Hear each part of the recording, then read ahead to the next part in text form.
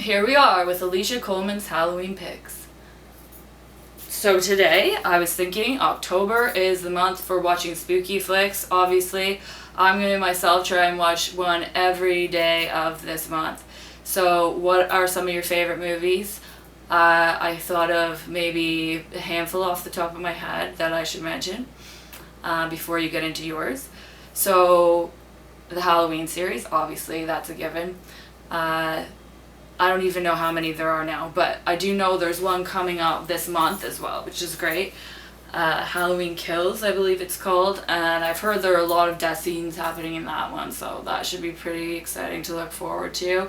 As well as Jamie Lee Curtis is still in the movie, and she has been throughout the whole, well, not the whole series, but she's been staying true to that series, so that's really cool to see her over time. She definitely made it scary to be a babysitter at one point, so definitely kudos to that.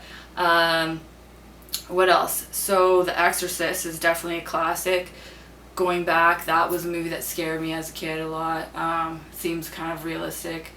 It's still scary today. And just thinking back, like historically, people used to think that it was actually possible to be possessed by the devil or demons. Now, today that might be able to be explained a little more scientifically why things were happening to people health-wise, and people thought that, but it was believed that people were possessed by demons, and so the sort of realness of that makes it really super scary. What else? The Freddy movies obviously are, a huge, success nowadays. Everybody just looks at that as like a classic character, Freddy Krueger. So I think my favorite would have to be Freddy 3 when they're in the mental institution, because he starts to really, as a character, morph into something a little more comical, but also still scary. Like, I believe one of the guys that gets killed, he's like got him like held up as like a marionette doll. So yeah, I really like the way they went with that series. The Shining, obviously another classic. Jack Nicholson plays a great role in that movie. They all do, actually. All the actors are really fabulous. It always made me, as a kid, even want to go into like one of those ice mazes. I think that'd be really cool for like a Halloween haunt or something. I'm sure it already exists out there, but definitely wouldn't want to be Jack or the kid in that situation. Definitely not Jack. His face was always like pretty comical to me too at the end scene there where he's like frozen, but he's got like a really funny look on his face. And speaking of frozen Halloween flicks, Iced. Don't know if you've ever heard of it, but probably not.